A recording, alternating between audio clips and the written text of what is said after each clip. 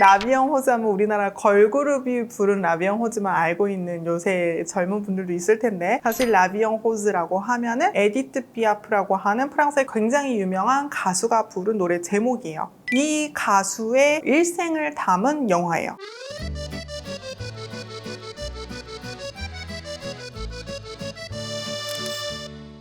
Bonjour à tous. 여러분 안녕하세요. 트레비앙 신지은입니다. 오늘은요, 프랑스 인생 영화 추천을 조금 해드릴까 해요. 제가 사실 영화를 예전에는 많이 봤는데 요새는 시간이 없어서 영화를 그렇게 자주 보진 않아서 최근 영화들은 잘 모르겠기는 한데, 제가 봤던 좀 인상 깊은 프랑스 영화들을 조금 추천을 드리도록 할게요. 저는 좀 개인적으로는 알고 계실지 모르겠는데, 혹시 아멜리에라는 영화 보셨어요? 저 때는 되게 유명한 그런 영화였거든요. 근데 요새 학생들한테도 물어보면 다 모른다고 하더라고요. 이게 원래 불어 제목이 Le Fabuleux Destin d'Amélie Poulain이라는 제목이에요. 우리나라식으로 이걸 표현하다 보니까 아멜리에가 된 거고, 아멜리라고 하는 주인공 여자의 에피소드를 그린 그런 영화예요. 2001년에 개봉을 하고 한국에서도 되게 인기가 많아가지고 2012년하고 2021년에 다시 또 재상영을 한 적이 있다고 해요. 그만큼 인기가 많았는데도 최근에는 프랑스 영화가 대세는 좀 아니다 보니까 모르시는 분들이 되게 많은 것 같아요. 저는 이 영화 이제 추천드리는 이유는, 물론 좀 벌써 20년이 넘은 영화긴 해서 지금의 프랑스의 현실과는 조금 다를 수는 있긴 하지만, 프랑스의 일반 사람들의 생활 모습이나 풍경이나 분위기나 느낌을 되게 잘 느낄 수 있는 영화가 아닌가라는 생각이 들고, 그리고 되게 잔잔해요, 영화 자체가. 아멜리 플랑이라고 하는 이 여자가 파리 웨이트리스로 일하는 그냥 여자인데, 그냥 어느 날 집에서 뉴스를 보면서 화장을 하다가 다이애나 왕세자비가 이제 사망한 사건을 보면서 충격을 받아서 화장품 병을 떨어뜨리는데, 떨어진 걸 주우려고 하다가 벽에서 뭐가 있는 거를 발견을 해요. 그래서 거기 보물상자 같은 거를 발견을 하고, 이거를 주인을 찾아주자 하고 이제 주인을 찾아주면서 생기는 그런 일들을 그려놓은 건데, 그래서 되게 잔잔하기도 하고 그 나레이션이 되게 프랑스스러운 그런 나레이션이거든요. 그래서 프랑스를 느끼기에 되게 좋은 영화가 아닌가라는 생각이 들어서 이 영화를 조금 추천을 드리고요. 이 영화를 보면은 되게 내용에 비극적인 것들이 조금 있는데, 되게 비극적인 것도 별로 비극적이지 않게 프랑스만의 표현 방식이지 않을까 하는 것들도 있어서 좀 재밌게 볼 수 있는 영화가 아니었나. 저는 보고 또 보고 몇 번을 다시 봤던 영화라서 좀 추천을 드리고 싶어요. 그 다음에 추천드리고 싶은 걸로는, 혹시 그 영화는 보셨어요? 에디트